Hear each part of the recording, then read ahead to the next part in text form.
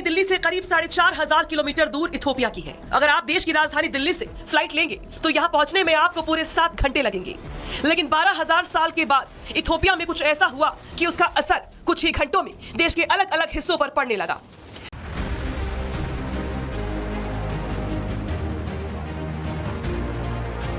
रविवार रात दुनिया ने एक अभूतपूर्व प्राकृतिक घटना देखी। आसमान अचानक लाल हो गया और धरती की गहराइयों से उठी आग ने हजारों साल की नींद से ज्वालामुखी को जगा दिया। करीब 12,000 साल बाद इथियोपिया का हेलीगुब्बी ज्वालामुखी फटा। विस्फोटक इतना जबरदस्त था कि लावा कई घंटों तक उबलता रहा। दोस्तों, इथियोपिया अफ्रीकी महाद्वीप का एक देश जहां 12,000 साल बाद एक ज्वालामुखी इतने बड़े विस्फोट के साथ फटा कि धुआं 4,500 किलोमीटर दूर भारत तक आ गया। भारत में जहाज उड़ने से रोक दिए गए। यमन, ओमान जैसे देश इस ज्वालामुखी के लपेटे में आ गए। राख और सल्फर डाइऑक्साइड के गुबार ने लाल सागर को ढक दिया। गल्फ और अफ्रीकी महाद्वीप में इस विस्फोट के बाद से लोग भयंकर खौफ में हैं। 12,000 साल से धरती के नीचे सोया हुआ दैत्य जाग गया है। वो ज्वालामुखी जो 12,000 साल से फटा नहीं था, वो जब फटा तो कई देशों को उसने अपनी गिरफ्त में ले लिया। इस ज्वालामुखी में पहला धमाका अगले बड़े धमाकों की शुरुआत बताया जा रहा है। कैसे इथियोपिया में मौजूद 60 ज्वालामुखी मानवता पर खतरे के बादल बनकर मंडरा रहे हैं। कैसे जिस ज्वालामुखी को सब लोग भूल चुके थे उसमें विस्फोट हो गया। सब कुछ बताऊंगी, वीडियो में बने रहिए दोस्तों। देखिए दोस्तों, ये इथियोपिया देश है। लाल सागर के ठीक किनारे ये हेलीगुब्बी ज्वालामुखी है। इसी ज्वालामुखी में विस्फोट हुआ। अब डराने वाली बात यह है कि रविवार को इस विस्फोट के साथ ज्वालामुखी से लावा नहीं निकला, बल्कि धुआं और राख का भयंकर गुबार निकला। और इतना निकला कि 4-5 देशों के लाल सागर पर छा गया। तो सवाल अब यह है कि क्या ये शुरुआत है? क्या गुब्बी ज्वालामुखी से अब लावा निकलने वाला है? दोस्तों, भारतीय मौसम विज्ञान विभाग ने कहा है कि ये राख के बादल बुधवार तक भारत से आगे चीन तक पहुंच जाएंगे। इस गुबार की वजह से एयर इंडिया ने अपनी 11 उड़ानें रद्द कर दी हैं। विस्फोट अफार इलाके में हेलीगुब्बी ज्वालामुखी में हुआ। यही हेलीगुब्बी ज्वालामुखी है। ये ज्वालामुखी इतनी पुरानी और शांत ज्वालामुखी थी कि आज तक इसका कोई रिकॉर्ड ही नहीं था। यमन और ओमान की सरकार ने लोगों को सावधानी बरतने के लिए कह दिया है। ज्वालामुखी में और विस्फोट होने की आशंका। दोस्तों, वैज्ञानिकों ने हजारों साल बाद ज्वालामुखी फटने की घटना को इस क्षेत्र के इतिहास की सबसे असाधारण घटनाओं में से एक बताया है। गल्फ न्यूज के मुताबिक विस्फोट के साथ बड़ी मात्रा में सल्फर डाइऑक्साइड भी निकली है, जिससे पर्यावरण और स्वास्थ्य पर असर को लेकर के बहुत ही ज्यादा चिंताएं बढ़ गई हैं। सबसे डराने वाली बात यह है कि वैज्ञानिकों का मानना है कि अगर ज्वालामुखी अचानक से ज्यादा सल्फर डाइऑक्साइड यानी कि SO2 छोड़ रहा है तो यह बताता है कि अंदर दबाव बढ़ रहा है। दोस्तों, मैग्मा हिल रहा है और आगे और विस्फोट भी हो सकता है। ये इस बात का सबूत है। इतिहास में ऐसे बहुत कम मौके हैं जहां पर कोई ज्वालामुखी 12,000 साल बाद जागी हो। दोस्तों, दुनिया में 3 तरह की ही ज्वालामुखी होती हैं। पहली सक्रिय ज्वालामुखी, जिससे लावा निकलता ही रहता है, वो फटता ही रहता है।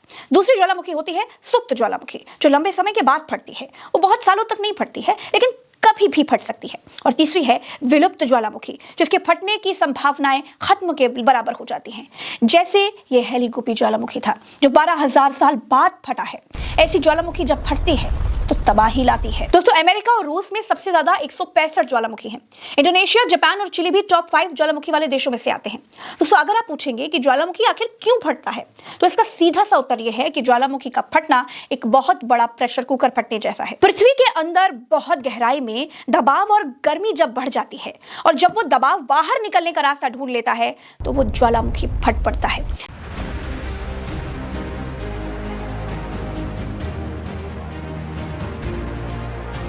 रविवार रात दुनिया ने एक अभूतपूर्व प्राकृतिक घटना देखी। आसमान अचानक लाल हो गया और धरती की गहराइयों से उठी आग ने हजारों साल की नींद से ज्वालामुखी को जगा दिया। करीब 12,000 साल बाद इथियोपिया का हेलीगुब्बी ज्वालामुखी फटा। विस्फोटक इतना जबरदस्त था कि लावा कई घंटों तक उबलता रहा। हेलीगुब्बी ज्वालामुखी के इस विस्फोट से निकली राख, चट्टान और कांच जैसे महीन कणों का विशाल गुबार वातावरण में 15,000 से 45,000 फीट तक फैल गया। बताया जा रहा है कि ये गुबार 100 से 130 किलोमीटर प्रति घंटे की रफ्तार से पूर्वोत्तर दिशा में आगे बढ़ रहा है। तेज हवाओं ने राख को पूर्वोत्तर दिशा में धकेला और ये राख का विशाल बादल यमन, ओमान को पार करता हुआ भारत के ऊपर पहुंच चुका है। इस राख का रुख अब भारत की तरफ तेजी से बढ़ रहा है, जिससे हवाई क्षेत्र में खतरे का स्तर बढ़ गया है। सबसे ज्यादा खतरा इसलिए बढ़ गया है क्योंकि ज्वालामुखी की राख जिस रूट से उड़कर भारत की तरफ आई है, वो भारत की तरफ आने वाला सबसे व्यस्त इंटरनेशनल एयर रूट है। ऐसे में ज्वालामुखी राख इंजन फेलियर, सेंसर खराब होने और कॉकपिट में स्मोक जैसी खतरनाक स्थितियां पैदा कर सकता है। वहीं हालात को देखते हुए नागरिक उड्डयन महानिदेशालय DGCA ने सभी भारतीय एयरलाइंस और हवाई अड्डों को तत्काल सुरक्षा अलर्ट जारी कर दिया है। एयरलाइंस को राख से प्रभावित रूट से सख्ती से बचने के निर्देश दिए गए हैं। अकासा एयर ने तो 24 और 25 नवंबर की जिद्दा, कुवैत और अबू धाबी की कई उड़ानें ही रद्द कर दी। वहीं इंडिगो की भी उड़ानों पर खासा असर पड़ा है। विशेषज्ञों की माने तो आसमान में उड़ता ये राख का साया बाद में यूपी के तराई बेल्ट और हिमालय के सटे इलाकों को प्रभावित कर सकता है। 12,000 साल पहले इंसान क्या कर रहा था? निश्चित रूप से किसी अपार्टमेंट में नहीं रह रहा था, गुफाओं में रहता होगा, मगर इस समय तक घुमंतु जीवन जीने लगा था और झोपड़ी जैसी चीज बनाने लगा था। हेली गुब्बी पहाड़ में 12,000 साल से निष्क्रिय एक ज्वालामुखी फटा तो उसकी राख का गुबार 2 दिनों में अफ्रीका से चलकर भारत तक आ गया। भारत में ज्वालामुखी कहां है? बैरन आइलैंड, अंडमान निकोबार। ऐसा नहीं है कि इथोपिया में ज्वालामुखी बिना किसी चेतावनी के फट गया। आमतौर पर इनके फटने से पहले कुछ संकेत मिलने शुरू हो जाते हैं। जमीन के नीचे लावा के दबाव में बदलाव होता है, धुआं निकलता है, छोटे छोटे भूकंप आने लगते हैं। इसी साल जुलाई में इस पर्वतमाला के एक दूसरे ज्वालामुखी से धुआं निकलने लगा। जमीन के नीचे दबाव में कुछ बदलाव हुआ और उभार दिखने लगे। लोग सुरक्षित स्थानों पर चले गए, लेकिन इस ज्वालामुखी के आसपास कई 100 किलोमीटर दूर तक के गांव में राख की चादरें बिछ गई हैं। मवेशियों के लिए चरने की जगहें खत्म हो गई हैं।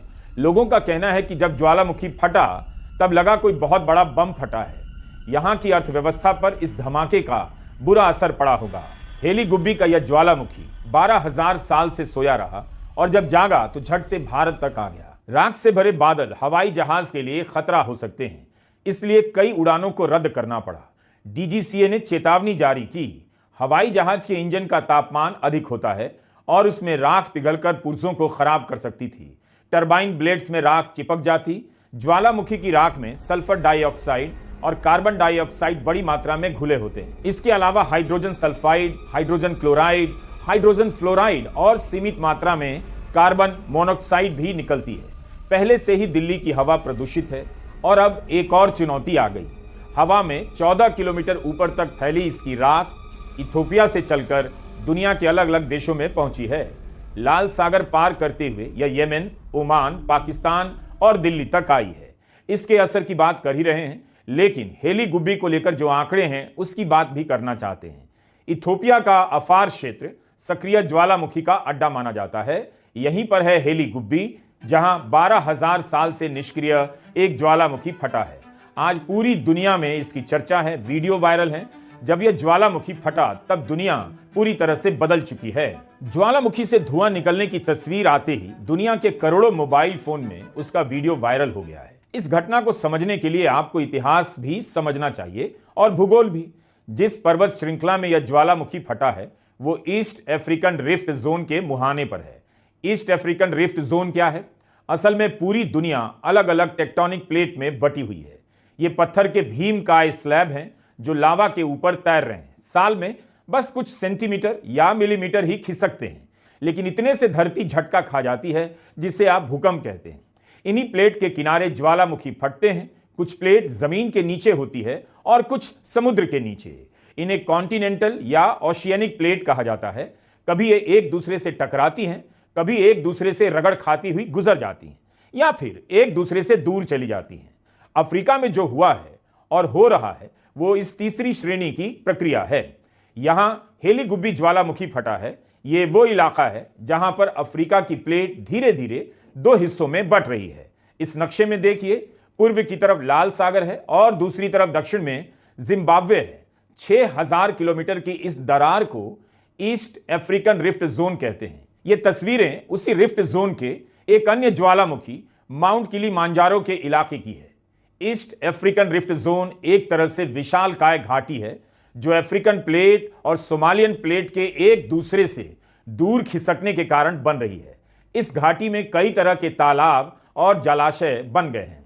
जानवरों की करोड़ों प्रजातियां इस इलाके में पाई जाती हैं, क्योंकि जमीन के दूर जाने से बनी खाली जगह में पानी इकट्ठा हो गया है। जब दोनों प्लेट एक दूसरे से दूर जाती हैं तो लावा के निकलने के लिए जगह बनने लगती है। इसीलिए दुनिया के कई ज्वालामुखी इस इलाके में पाए जाते हैं और इनमें से एक है हेली गुब्बी। 12,000 साल बाद रविवार सुबह फट पड़ा।